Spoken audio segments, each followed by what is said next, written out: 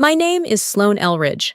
I'm 31 years old, and for most of my adult life, I've worked behind restricted doors, inside classified supply chains, and encrypted flight plans. I don't do fairy tales. I do logistics, risk assessment, chain of custody. I don't forget to sign forms, and I certainly don't forget to clear wedding deliveries. Which is why the white box on the side table wasn't just suspicious, it was impossible. We'd just finished exchanging vows under the open-air canopy at Fort Havenfield, a military outpost that doesn't allow unexpected anything. My husband, Leonis, stood beside me in full navy dress blues, every medal earned not inherited. And when I reached out, half thinking the box had just been misplaced by a caterer, he caught my wrist mid-air. "Don't touch it!" He didn't raise his voice. He didn't need to. The steel in his tone said everything. I looked at him. He wasn't looking at the box. He was looking at my sister. Gemma stood at the makeshift bar, swirling a champagne flute, with a smile that didn't reach her eyes. And suddenly, I knew. This wasn't a gift, it was a threat, and she'd wrapped it in white. No one else seemed to notice it yet. The champagne was flowing, someone had started a soft rendition of "At Last" on the cello, and the sunlight filtering through the string lights made everything look like a curated dream. But my wrist still tingled from the pressure of Leonis's grip, and my eyes stayed locked on the box. It wasn't there 10 minutes ago. I'd passed that table myself on the way to greet Colonel Beckett. It had been empty then. Now it sat like it had always belonged, medium-sized, perfectly square, wrapped in matte white paper, with no bow, no tape seams, no handwriting except 3 words printed in careful script, 4S. No last name. No initials. Just the kind of note meant to seem intimate. I scanned the room, my jaw set. No one was looking at it. But Lenise was still watching Gemma, and when I turned back to her, she tilted her head and raised her glass slightly like it was a toast. I stepped back, the air around me, thinning. My fingers itched to reach for my phone to rewind every conversation from the past year. But Leonis didn't move. He gave a short nod to someone near the edge of the tent. 2 men in formal navy dress rose in unison, quiet and calm. They didn't look at me. They didn't need to. Gemma's smile twitched. That was when I knew for sure she hadn't expected the box to be caught. Not this early. Not in front of a room filled with high-ranking officers and their +1s. Not on the day she assumed I'd be too distracted, too softened, too much a bride to stay on guard. The box hadn't come to celebrate. It had come to stage something. Leonis leaned toward me, his voice low and even. "Evans and Colt will secure it. Stay here. Let them work." I nodded once, still watching Gemma. She turned then. Disappeared into the far end of the tent, slipping behind the hanging white drapes, like a guest headed for the restroom. No one stopped her. No one noticed. That was the moment I realized she hadn't come to be part of this wedding. She'd come to interrupt it. Evans lifted the box with careful hands, scanning it first, with a portable detector pulled from a side holster. Nothing beeped, but his face didn't relax. He walked it toward the side office administrative space adjacent to the chapel, without a word. Everything felt too quiet. A few people glanced around, sensing something off, but no one asked. Not when Leonis stood at my side, calm and unreadable. His hand brushed mine again. Not tender, not ceremonial, just steady. I didn't speak. But inside, the calculations had already started. And Gemma had just triggered something far more dangerous than a ruined wedding. By the time the cake was served, Gemma was gone. No goodbye, no note, not even a lipstick smudge on a champagne glass. Just absence, neat and surgical, exactly her style when she wanted to disappear before fallout. I stood near the edge of the tent, watching the admin office door close behind Evans. The box was out of sight now, under lock and surveillance. But the real danger wasn't what was inside. It was the timing. The way she had waited until the moment when I was surrounded, softened by vows and music, and people I couldn't afford to alarm. It wasn't just audacity, it was strategy. And that meant she hadn't acted alone. Lenise rejoined me, quiet as always. His presence didn't comfort me, it grounded me. His hand brushed my lower back like a command more than affection. She knew exactly when to strike, he said low enough for only me to hear. I nodded. I think this is her plan B. He didn't ask what plan A had been. He didn't need to.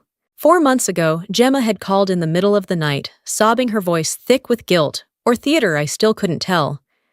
She claimed she needed to send me a few documents just to hold on to. Something about a legal dispute, a landlord a favor. I said no. She cried harder, said she'd always looked up to me, said she wouldn't ask if she had another option. Still, I said no. That call had haunted me, not because I felt guilty, but because it didn't feel finished. Now I understood why. She assumed, I said slowly, that I wouldn't risk ruining my own wedding. Leonise exhaled through his nose, sharp and short. She counted on your restraint. And she was right. If he hadn't caught my wrist, I would have opened the damn thing. Right there in front of friends, commanding officers, photographers. That wasn't just risky. It would have made me complicit. I stared at the flap of the tent where she had vanished. She knew me well enough to predict my silence. What she didn't count on was what silence looks like when it's holding a blade. The wedding ended early. No big announcement. Just a quiet shift in energy that moved through the guests like a subtle weather front. People finished their drinks faster, gave polite hugs, whispered something about early flights. They knew not to ask questions when the room went cold. Back home, I changed out of my dress without ceremony. The silk pooled at my feet like something left behind. I pulled on plain black pants, a crewneck shirt, and tied my hair back. Not as a statement, just muscle memory. I wasn't done being a bride. I was reverting back into someone sharper. Leonise sat at the kitchen table, his laptop open, but untouched. She's been testing your edges for years, he said. I nodded, walking past him to the filing drawer we kept locked, even though no one else lived here. I pulled out my backup drive and plugged it in. Dozens of folders, loaded messages, PDFs, tax returns, years of digital dust I'd kept, but never questioned. I opened a thread with Gemma from last winter. At the time, it had felt harmless. Just checking in. Hope you're okay. Might send you a little something soon. Don't worry, nothing serious. Trust me. Love you. I hadn't answered. Now I saw it for what it was, a breadcrumb. Not affection, not apology. Setup. I kept scrolling. Tiny requests. Can I use your address for a job app? Can I forward you something just for safekeeping? Do you still have your lease file from Georgia? She hadn't stolen anything in one sweep. She had built a blueprint. Leonise walked over, leaned against the wall. She's not careless, he said. She's deliberate. She knows you think guilt is love. I looked up. That was the sentence that cracked something open. She didn't need me to agree. She just needed me not to say no fast enough. And I hadn't. Not every time. I opened a folder labeled W-2, 2021, and there it was, my full tax return sent to her in a moment of familial weakness. She said it was to compare deductions. Said it would help her sort her finances. It had helped all right. She'd used it to build a shadow version of me, and I'd handed her the first brick. By morning, I was waiting outside the NCIS field office with a file under my arm and a silence coiled in my chest like a weapon not yet drawn. Special Agent Marin met me at the door. She didn't smile, just nodded once and led me into a room with gray walls and no windows. A table, 2 chairs, no distractions. She slid a manila folder across to me. We scanned the USB from the box. I opened it. The top page hit like a slow drop of acid. 3 invoices, each with my name, each bearing a signature so close to mine it felt like a ghost had written it. Almost perfect until you knew what to look for. No pressure tremor, no ink drag, lifted, placed, forged. Then a contract dated 2 weeks ago. Elridge and Coburn's Holdings, a shell company created using my military ID, partial SSN, and a Georgia address I hadn't used in 5 years. Marin didn't blink. This was a delivery confirmation. That box at your wedding, it wasn't a gift. It was the final leg in a laundering chain. My stomach turned, but I kept my voice steady. Do we know who built it? We're still tracing logins, but based on the metadata, It originated from a personal device registered under a Gemma Elridge. IP matches a residence in Brooklyn. Of course. Leonis had been silent until now, standing behind me, arms crossed. They didn't need your permission, he said quietly. Just your pattern. I turned toward him. He was right. They'd studied how I forgave, how I hesitated, how I hated conflict just enough to delay action, and delay in their world was all the permission they needed. Marin leaned forward. Lieutenant, we need your statement. If you're ready, we'll begin formal proceedings for identity fraud and conspiracy. I placed both hands flat on the table. I'm ready, and I was. Because they hadn't just used my name, they'd weaponized my silence, and now I was done whispering. The room was colder than it needed to be. Maybe that was on purpose. Gemma sat across the table, one leg crossed over the other, perfectly composed. Hair-curled blouse tucked a light layer of makeup applied with the precision of someone still clinging to the illusion of control. But the circles under her eyes told another story. I didn't wear my uniform, just a plain white shirt and black slacks, simple, unassuming. Still military, just not their kind. She looked up as I entered. Sloan, she said, like we were meeting for coffee. I didn't answer. I sat. The silence stretched long enough for discomfort to settle in her posture. Then she broke first. You always had the spine, she said, voice softer than I expected. I thought you'd understand. Understand what I asked, tone even. That you used my military ID to funnel money through shell corporations, that you waited until my wedding to make a drop in front of my chain of command. She looked away. The act cracked. Her mascara wasn't waterproof. I didn't think they'd trace it back to you. I leaned forward, voice low. That's the problem, Gemma. You didn't think they'd trace it. Not that it was wrong. She swallowed hard. It was supposed to be one shipment. Will said. I stopped her with a glance. Don't bring him into this. You were the one at the warehouse. You signed the manifests. She didn't deny it. Then came the question I knew was coming. Can you fix it? I exhaled slowly. You want me to tell them you had my permission? She said nothing. She didn't need to. I shook my head. I can't. Because the moment I fix this for you, I become the thing you counted on, someone who protects the family, no matter how wrong they are. She blinked finally, letting a tear fall. You don't understand, she whispered. Will's flipping. He's blaming me for everything. I nodded once. Then maybe it's time you stop playing the victim in your own con. The agent behind the glass tapped once, signal that our time was up. I stood. Gemma looked up again, pleading now. Please, don't hate me. I paused at the door. I don't hate you, I said. I just don't trust you. And that's worse. The courtroom wasn't dramatic. No pounding gavels, no shouting lawyers. Just beige walls, muted carpet, and a judge with a voice like old paper, measured, deliberate. Gemma sat to my left, not in handcuffs, not in orange, just a navy suit and folded hands. She had accepted a plea deal, 1 count of wire fraud, 1 of identity theft, and 2 of conspiracy. No jail time, just probation, restitution, and a permanent stain on her record that no PR firm could bleach. She never looked at me. When the judge finalized the terms, his tone remained even. He thanked her for cooperation. A marshal handed her a paper. She signed it like someone surrendering a passport. Then they called Will. He arrived late, flanked by 2 marshals.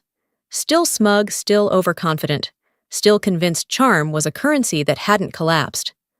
But the prosecutors didn't need him anymore. Gemma's confession had already mapped out the network. He pled not guilty. The courtroom didn't flinch. The evidence was clean: IP logs, financial trails, warehouse footage, a recorded call where he laughed and said, "She won't even notice." Sloane's too busy saving the world. The judge wasn't amused. 18 months in a federal facility. Full restitution, case closed. Outside, I signed a document confirming my name had been cleared from all internal surveillance. No apology. No medal. Just a simple signature line below mine. Leonie stood beside me in the hallway. He didn't ask how I felt. He didn't need to. I traced my name on the form with my finger. Not out of vanity, out of recognition.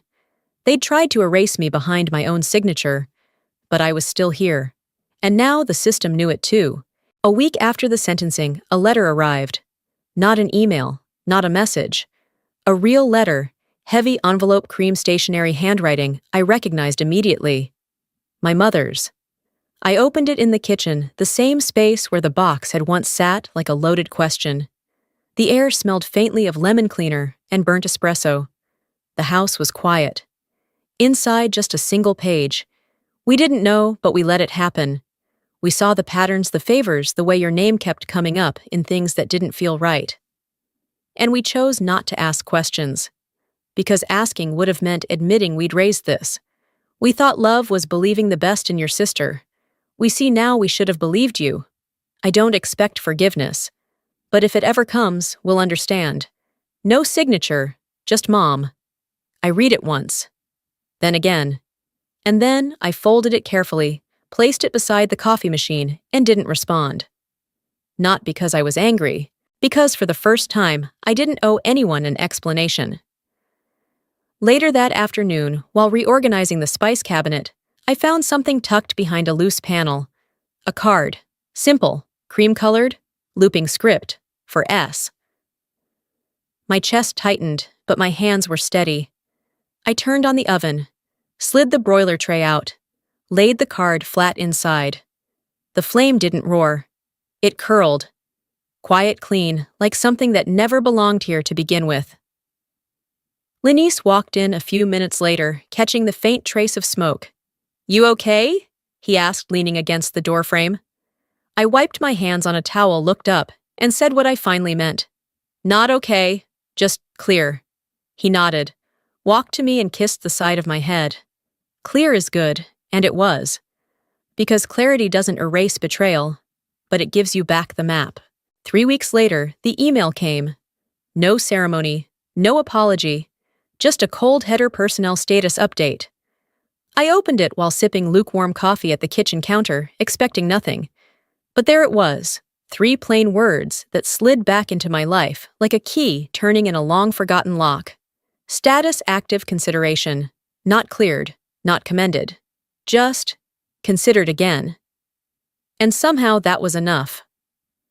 I printed the page, held it up to the light, then folded it and slipped it into the file I kept in my nightstand, the one labeled Private Lieutenant Sloan Elridge. It had traveled with me through postings, inspections, reviews.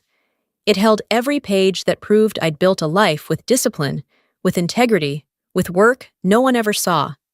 Now it held the line they tried to erase and failed. That afternoon, I laced up my running shoes and hit the base gym. 5 miles, no music, just my own breath and the cadence of reclaiming routine. Not for fitness, for rhythm. I showered, changed into uniform, and walked to the admin office. The sergeant behind the desk stood a little straighter as I handed him the printout. He didn't ask questions, he just typed in the code. I turned to leave and paused by the bulletin board. 2nd row, middle slot. My photo was still there. Sharp eyes, straight spine. A name they almost rewrote. One corner had started to curl. I pressed it flat. Not for vanity. Just to remind myself it was still mine. That night, Leonis grilled dinner out back, and we ate on the patio. The light was soft, the kind that makes silence feel earned. I pulled out my journal and wrote in longhand. They used my name because they thought it was quiet, because they assumed I wouldn't fight, because silence to them looked like permission. But it wasn't. It was restraint. And restraint is not surrender. Lenise came inside carrying the dishes. "You're writing again," he said. I nodded. "Feels right." He poured 2 glasses of bourbon and sat across from me. "You ready to move on?" I didn't answer right away. Just looked up at the stars. Real ones. Not the kind they projected onto me. "Not moving on," I said. "Moving forward." He raised his glass. To forward. We drank without clinking. No toast, just wait. Because this wasn't the kind of victory that required a banner. It was the kind that restored a name. The kind that let you sleep with your jaw unclenched. The kind that didn't demand noise. Just correction, and that was enough.